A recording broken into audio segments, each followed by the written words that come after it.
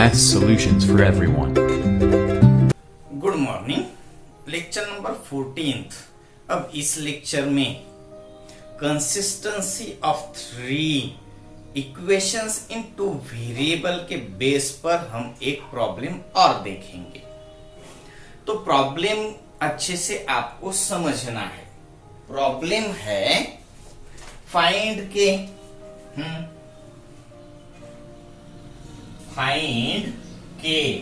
की वैल्यू आपको फाइंड करनी है। If the following equations are, if the following equation is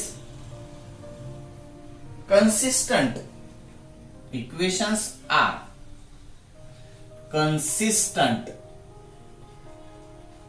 equations consistent है तो आपको वैल्यू फाइंड करनी है के की। तो इसमें पहला प्रॉब्लम ले लेते हैं हम। इसमें इक्वेशंस जो दिए गए हैं वो देख लेंगे।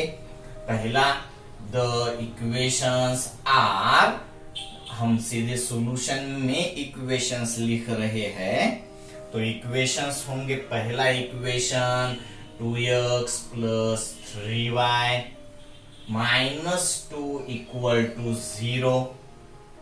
सेकंड इक्वेशन है 3x plus y minus 2 equal to 0, sorry 2x plus 4y। Equation ये सही नहीं है। 2x plus 4y minus k equal to 0। और थर्ड इक्वेशन है इसमें x minus 2y plus 3k equal to 0। ठीक है। पहला 2x plus 3y minus 2 equal to 0। Second 2x plus 4y minus k equal to 0, सही है। और third x minus 2y plus 3k equal to 0, ये third equation है आपका। अब ये तीन इक्वेशंस कंसिस्टेंट है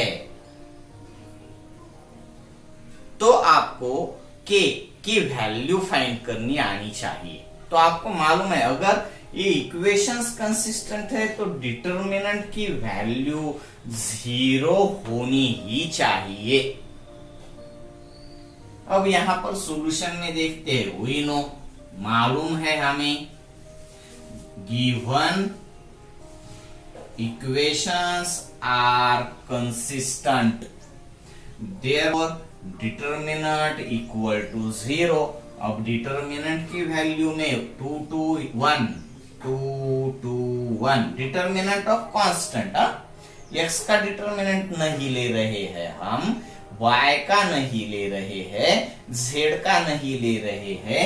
कांस्टेंट टर्म, ये जो कांस्टेंट इधर देख रहे हो, इस यहां इनकी वैल्यू हम फाइंड कर रहे हैं। तो 2 to 1, 3, 4, minus 2, negative 1, minus 2, minus k, 3k है, ये पूरा कांस्टेंट है ये। अब इसमें 2 की वैल्यू, 2 के हिसाब से अगर आप देखते हो तो 2 ऑफ फर्स्ट मल्टीप्लीकेशन 12 के माइनस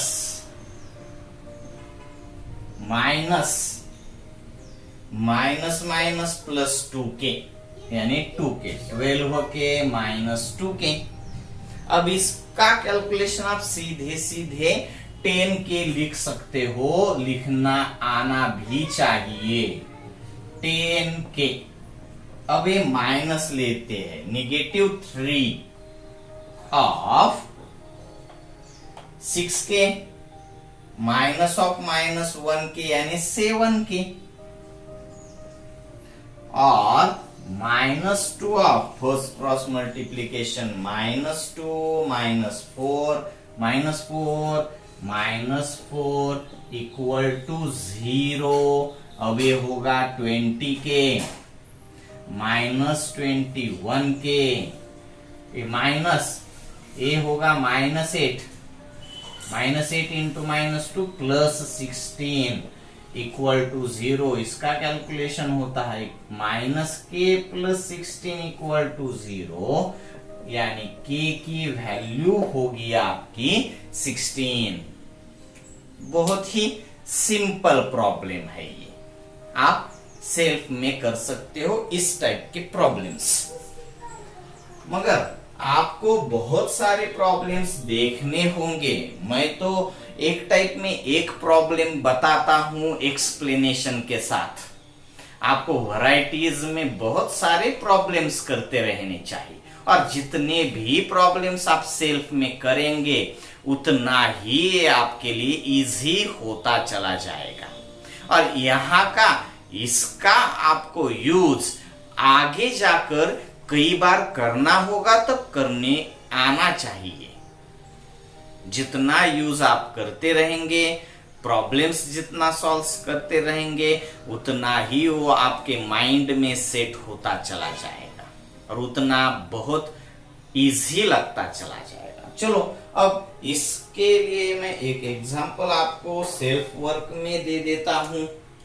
इक्वेशन है हमारे पास, उसमें इसी टाइप में सेकंड इक्वेशंस में पहला इक्वेशन है kx plus 3y plus 1 equal to 0, x plus 2y plus 1 equal to 0 और x plus y equal to 0। तो यहाँ पर 0 बनता है। अभी यहाँ पर 0 नहीं दिया है तो आपको लेना होगा। x है, y है, यहाँ पर नहीं है तो आप यहाँ पर 0 ले लीजिए। ये यहाँ पर इक्वेशन में दिया नहीं गया, जैसे कि इसका k1 1 3 2 1 1 1 0 होगा। ओके, अब इसके आगे जाकर हमें और एक प्रॉपर्टी देखनी है। जो प्रॉपर्टी है आपकी area of triangle. Area of triangle, अब ये 3 लाइंस होती है। ट्रायंगल के लिए 3 साइड्स होनी जरूरी होती है, सही बात है ना। ट्रायंगल्स के लिए 3 साइड्स होती है, एक साइड, दूसरी साइड और एक तीसरी साइड। अब ये तीनों साइड्स कहां पे है? प्लेन में। तो इसका equation ax plus by plus c1 equal to 0, इसका mx plus ny plus c2 equal to 0, इसका px plus qy plus c3 equal to 0। ये जो है बात वो पहले से ही आ गई। लाइन का इक्वेशन, लाइन का इक्वेशन, लाइन का इक्वेशन, ठीक है। अब क्या, अब आपको देखना है कि इस ट्रायंगल का आपको अगर एरिया फाइंड करना है, एरिया ऑफ ट्रायंगल, तो आपको हाफ ऑफ पहले का, दूसरे का और तीसरे का, यानी APM, BQN, C1 C2 C3 इस फॉर्म का यूज करना होगा। इस फॉर्म का यूज करना है। कब? जब आपके पास इक्वेशंस होंगे तब। मगर जब आपके पास इक्वेशंस नहीं होंगे, चलो वो भी देख लेते हैं, क्योंकि ये आपको नहीं दिया गया है, तो मैं सिर्फ इक्वेशंस के बगैर भी आप ट्रायंगल का एरिया फाइंड कर सकते हो। उसका फॉर्मूला मैं आपको बता देता हूं। ट्रायंगल ABC अगर ट्रायंगल है, A के कोऑर्डिनेट्स अगर आपको मालूम है, B के कोऑर्डिनेट्स अगर आपको मालूम है और C के कोऑर्डिनेट्स अगर आपको मालूम है, ये 3 वर्टेक्स के कोऑर्डिनेट्स, इससे पहले जो मैंने बताया वो था कब का? जब आपको ट्रायंगल के साइड्स के इक्वेशंस मालूम होंगे, मगर वो आपके लिए यहाँ पर नहीं है, इसलिए मैं उस पर डिस्कस नहीं कर रहा हूं। उस पॉइंट को आप छोड़ सकते हो और सीधा इस पॉइंट पर आ सकते हो। ट्रायंगल के वर्टेक्स जो है उसके कोऑर्डिनेट्स अगर आपको मालूम है, ए का कोऑर्डिनेट मालूम है, बी का कोऑर्डिनेट मालूम है और सी का कोऑर्डिनेट अगर आपको मालूम है, ए के कोऑर्डिनेट सपोज कर लेते हैं 5,-4, बी के कोऑर्डिनेट 3,3 और सी के कोऑर्डिनेट -1,5। अगर आपको ये मालूम हो तब आप इस ट्रायंगल का एरिया फाइंड कर सकते हो।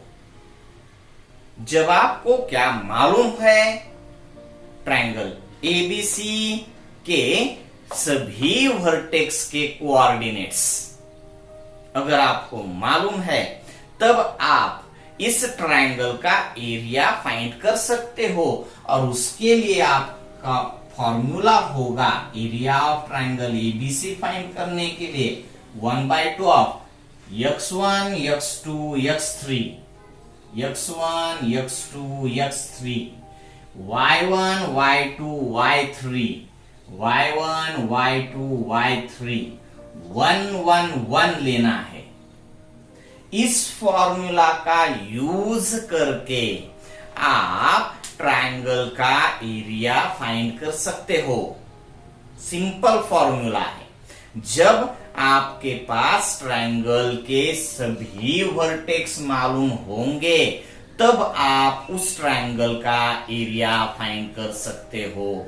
और उसके लिए फॉर्म आपको यूज करना होगा 1/2 determinant of x1 x2 x3 पहले कॉलम में, y1 y2 y3 second column में, 1 1 1 थर्ड कॉलम में, 1/2 determinant of x1 x2 x3 5 3 -1 5 3 -1 x1 x2 x3 y1 y2 y3 y1 y2 y3 -4 3 5 1 1 1